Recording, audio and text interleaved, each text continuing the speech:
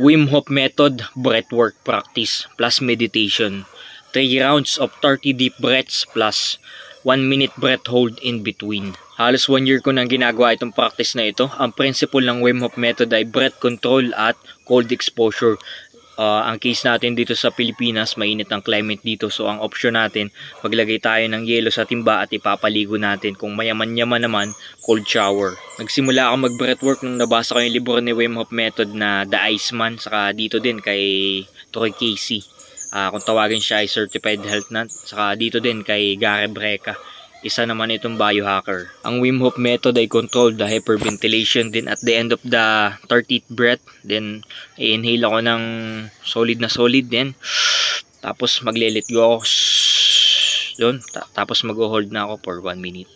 This is a controlled hypoxia naman. Bilang isang hybrid athlete, hindi lang tayo buhat ng buhat. Ini-implement din natin sa ating lifestyle yung yoga, breathwork, meditation. We have developed ourselves to be a well-rounded individual who is dedicated to continuous improvement in various aspects of our lives.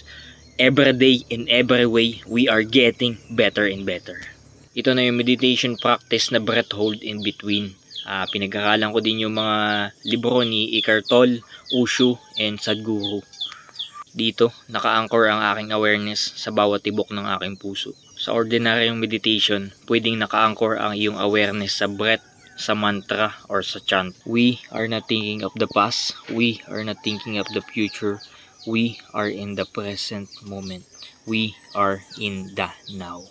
At the end of every 1 minute, binamassage ko na ang tummy ko para massage natin yung mga internal organ natin. Then, at the end, magbibira tayo ng pinaka deep.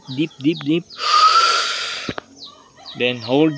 Then, i-let lang natin na ma-absorb yung lahat ng oxygen na nawala sa atin nung nag-breath hold tayo. Then, you will feel really calm. Then, panibagong round naman. That's it, bro. That's the Wim Hof method. Para sa akin lang naman, ginagawa ko ito araw-araw para sa aking kalusugan at naramdaman ko din yung mga positibong benefits nito sa akin. Kung na-intrigue ka, brother, dito sa aking ginagawa na Wim Hof method, I suggest na mag-research ka din tungkol dito.